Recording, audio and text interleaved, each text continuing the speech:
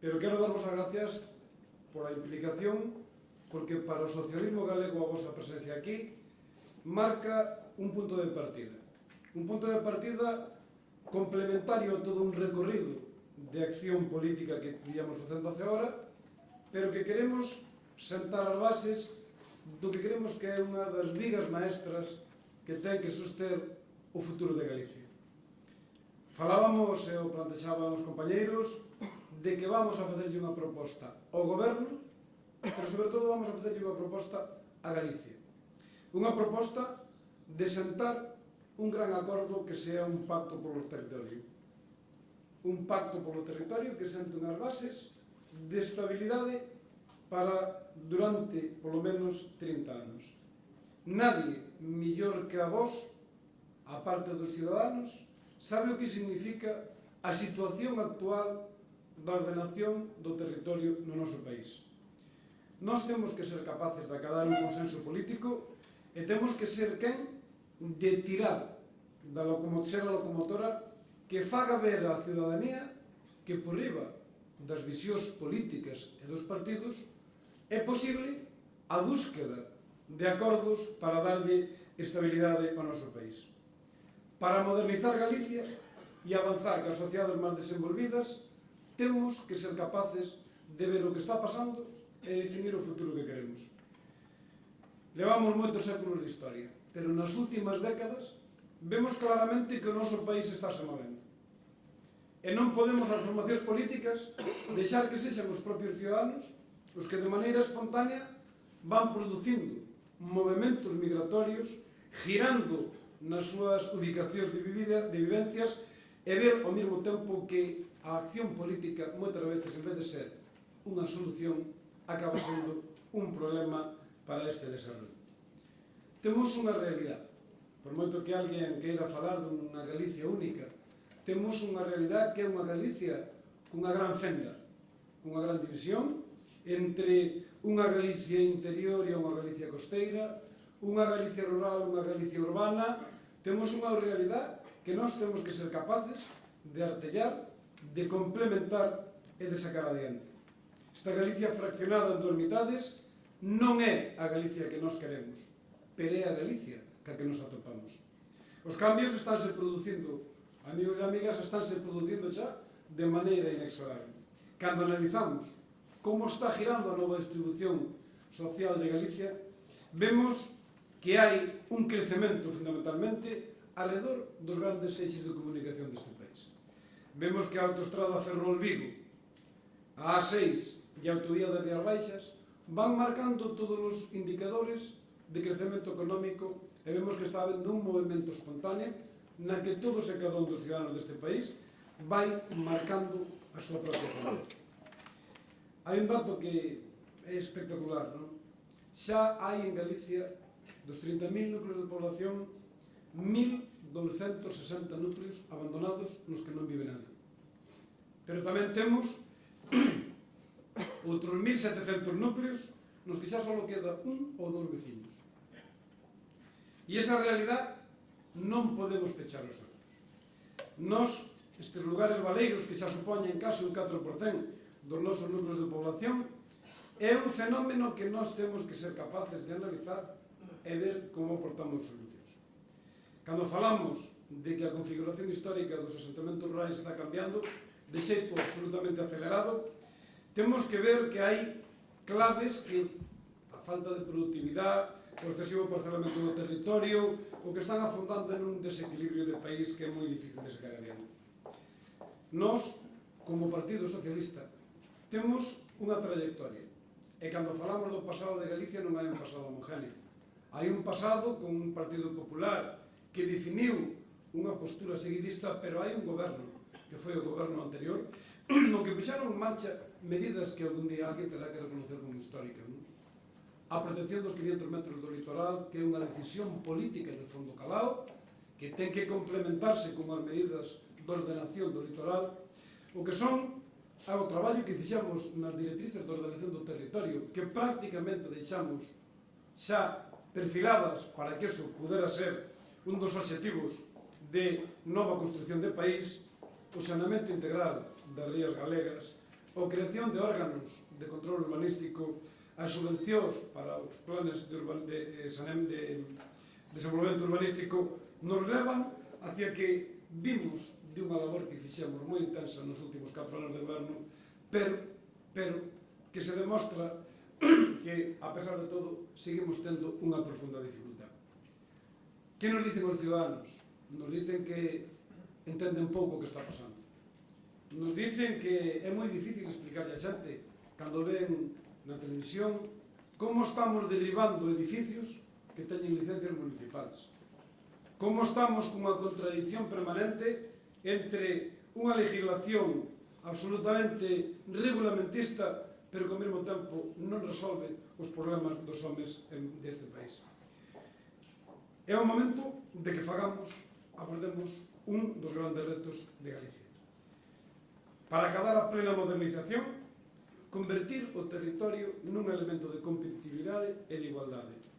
Ten que ser un agente activo no desenvolvemento económico e social. E cal é o salto cualitativo? Fixemos como partido, cando estábamos no goberno, todo o que tiñamos que facer. Desde a insensibilidade dun Partido Popular que nunca acudiu aos chamamentos que fixemos de acordos polo territorio, de propostas e de pactos.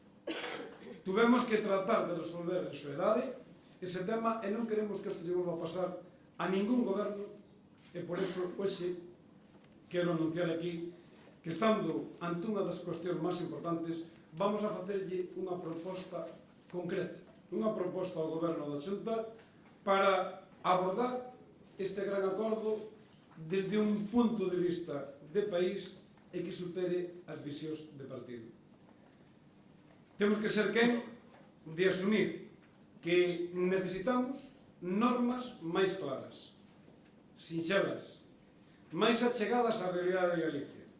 Normas que non den lugar a interpretacións raras, que permitan xestionar e tramitar o urbanismo sempre con máis axilidade, pero sobre todo tamén sempre con garantía xurídica e medioambiental. A planificación do territorio para os socialistas vai ser un dos obxectivos fundamentales. E temos que conseguir que a protección ambiental do noso país sexa compatible co desenvolvemento económico e social.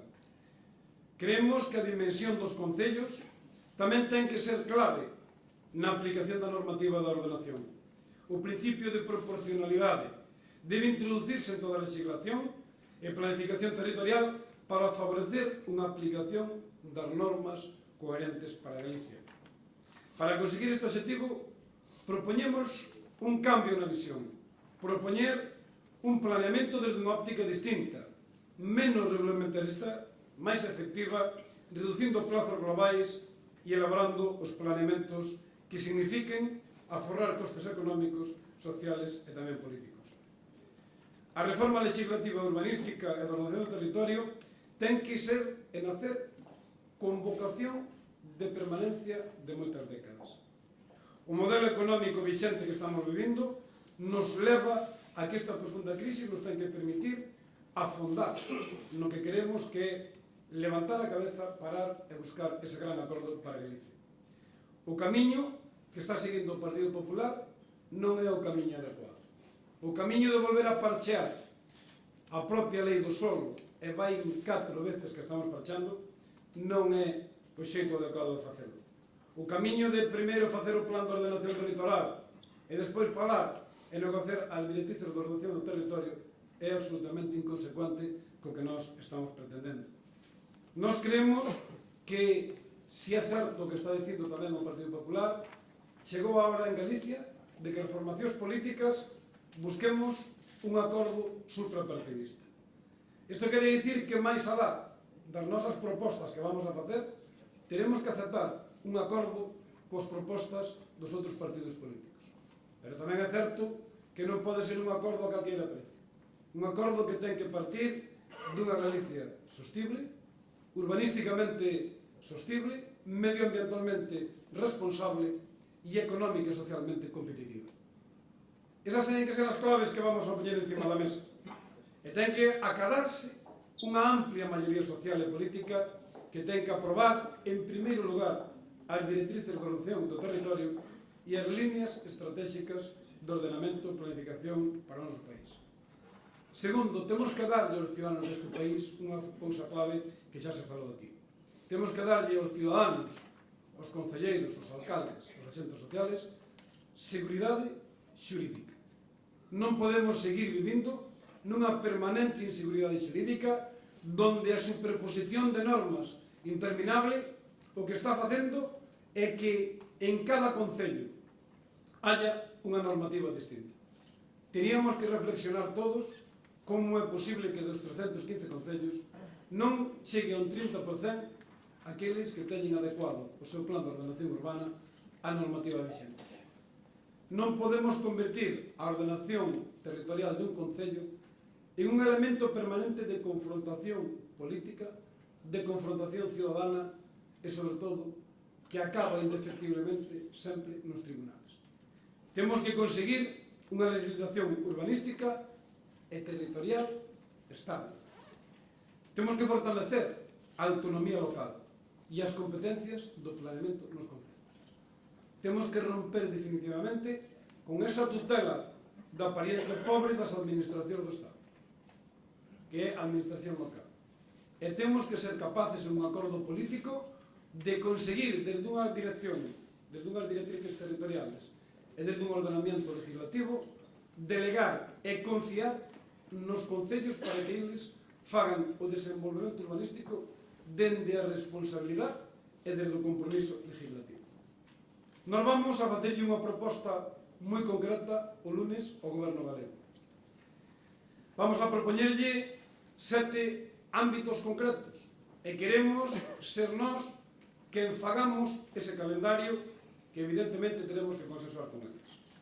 Primeiro vamos a pedirlle a constitución polas forzas políticas galegas con carácter inmediato de unha mesa de traballo para acordar un calendario para a aprobación das directrices de ordenación do territorio, do plan de ordenación do litoral e a redacción dunha nova lei do solo para Galicia. Non queremos parar nada. Sabemos que hai unha certa expectativa e que hai ámbitos da reforma puntual da lei do solo que está dando a cabo que son necesarios e urgentes. Pero non podemos ser conformistas con que esa reforma puntual, Carlos, que contabas antes, sexa un punto de chegada. Eso non ten nada que ver co que estamos a falar. Evidentemente, determinados ámbitos do noso mundo rural necesitan un desbloqueo. Evidentemente, os alcaldes e concelleiros dos ámbitos rurales necesitan que cousas que veñen da lei do Partido Popular do 2002, que non nos vendan que é unha lei distinta, é a lei do PP, e evidentemente é certo que co paso do tempo temos que desbloquear ámbitos determinados desa lei. Pero vos pido a todos, compañeros e compañeiras, que eso non nos confunda. Eso é un parche. Probablemente un parche necesario, pero ese é un parche que non vai a garantizar nada. Temos que ser quen de conseguir levantar a cabeza e sentar as bases dese gran acordo de país. E ese gran acordo de país o vamos a conseguir tamén a través dun segundo punto que é debater e consensuar as directrices de ordenación do territorio como marco estratégico para o diseño das políticas territoriales e o plan de ordenación do litoral como ferramenta indispensable para ordenar e determinar o uso das nosas propostas. Non estamos dicindo nada novo. E o goberno anterior fixo un gran esforzo nas directrices de ordenación do territorio que a súa vez, é certo, recibimos tamén xa un pouco traballadas do Partido Popular. Se fomos quen de recibir un documento, milloralo e perfeccionalo, ahora temos que ser quen de rematarlo xuntos. E no plan de ordenación do litoral nos pasa igual. Os compañeros alcaldes lle pido que isto non nos resolvan de un en un.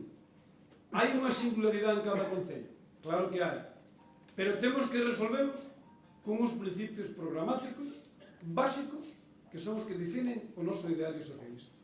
E temos que ser quen de adaptar a cada territorio unha proposta medioambiental, unha proposta de urbanismo sostible, unha proposta de espacios para vivir, unha proposta de mobilidade e unha proposta na que, sentados os elementos básicos, singularicemos todo eso en cada un dos nosos concellos. Isto non é o plan do litoral, un plan para resolver a bayoneta, de un en un. E o Partido Popular pode caer na tentación de abrirnos a cada un unha porta para tratar de resolver problemas individuales que generen unha visión caótica e inconexa deste país. O futuro de Galicia pasa por unha visión integral. E a principal ferramenta que temos, que é o noso espacio natural, a nosa protección medioambiental, a nosa responsabilidade social, hai que combinala con facer espacios para que vivan os ciudadanos. Temos que constituir, e ao terceiro punto, unha comisión permanente no Parlamento galego, composta por representantes dos tres grupos políticos, na que se lle dé audiencia para falar de todo isto aos concellos, a FEGAN, os axentes sociales, os axentes económicos e profesionais. E a partir de aí ten que salir esa ponencia conxunta para a elaboración dunha nova lei do solo para Galicia. Unha nova lei do solo para Galicia que ten que ter, eu creo que este é un dos elementos claves e fundamentales, que ten que ter unha característica que eu creo que é o único elemento de garantía. Que teña que ser aprobada por os 2/3 das forzas parlamentarias de Galicia. E que para a súa modificación sempre sexa necesario os 2/3 das forzas parlamentarias deste país. Se conseguimos ese acordo e se hai voluntad de dar estabilidade xurídica, queda claro que habrá que facer un gran esforzo inicial, que habrá que compartir visións, que tenemos que aceptar propostas que outros idearios políticos, como o Bloque Nacionalista ou como o Partido Popular, teñan que aportar eso. E tenemos que defender esas líneas roxas que definen un modelo socialista na Galicia que queremos. Pero é certo que un esforzo de consenso se acaba cando todos somos capaces de ir complementando estas accións. E isto significaría que nos próximos 20, 30 anos, no tempo que se quixese, habría unha gran estabilidade parlamentaria. E que ningún goberno, cando chegase ao goberno, tería a capacidade legislativa de poder volver a cambiar e adecuar e repetir as inseguridades, as incertezas e aquelas visións absolutamente partidarias. Buscar e intentar acabar que a lei do solo sexa unha lei de país significa un compromiso parlamentario. Significa eso que falamos e hasta aí nos vamos a estar convertindo este elemento nun elemento forza para garantizarlle a Galicia que queremos. Queremos tamén crear e manteñer un espacio de debate e de reflexión para o deseño das políticas territoriales. As forzas políticas vamos a pedirle ao goberno que temos que pactar a composición do Instituto de Estudios do Territorio. Ese órgano que xa solamente hai que constituir e onde vamos a dotalo de recursos humanos e económicos para convertirlo en ese foro multidisciplinar e pluriinstitucional que permita o debate sosegado cunha perspectiva temporal amplia. Temos que salir de políticas cortoplacistas e de corto recorrido. E temos que sentar esas bases, que é o momento xusto para que o futuro este perfectamente definido e, sobre todo, este perfectamente consensuado. Temos que facer que esta visión do territorio leve un impulso e temos que aprobar, e se é posible consensuar, plans de mobilidade metropolitana e comarcais para incentivar o uso do transporte público nas áreas urbanas e rurais e para favorecer a intermodalidade.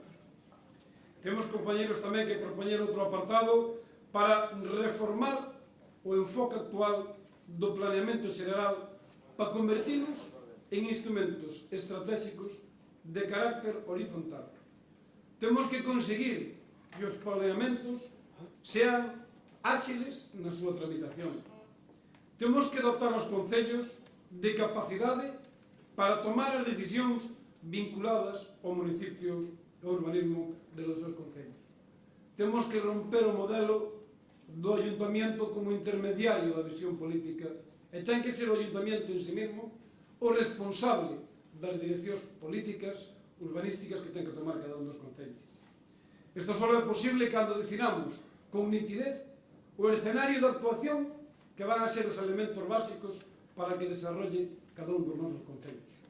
Todos sabemos que a tramitación dun plan general hoxe é unha labor interminable, e non digo per casi imposible. Temos que ser capaces, as formacións políticas, de non condenar e non favorecer o sistema especulativo en base a dificultar o procedimento legislativo. É mellor ter normas máis sencillas, máis concretas, máis rápidas, que non poden permitir que hai concellos. Hai centos de concellos que siguen tendo normas subsidiarias do ano 72. Ese é un fracaso colectivo como país. Esa é unha maneira de non querer abordar un problema e seguir permitindo esa Galicia caótica donde cada un vai resolvendo como mellor pode entender. Pero cando falamos de verdade de autonomía local, Carlos, temos que dicirlle a este goberno e a todos os gobernos que a autonomía se demostra cando se dan as responsabilidades.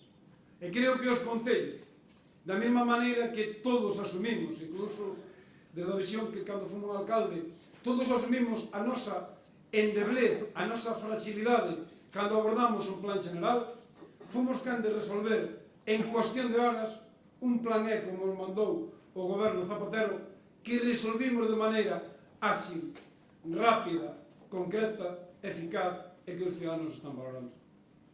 Por último, temos tamén que identificar, elaborar un plan de identificación dos valores endóxenos do noso territorio, con un catálogo de usos do suelo que permita diversificar socialmente, productivamente e económicamente ao tempo que ordenemos e protexamos o valor paisaxístico do noso territorio. Estes son os 7 puntos que os socialistas lle queremos facer chegar ao goberno. Son a proposta que vamos a facer para acadar un pacto polo territorio que o precisa Galicia e que o precisamos os galegos e as galegas. Acadar unha proposta que polo menos supere os 30 anos de vixencia.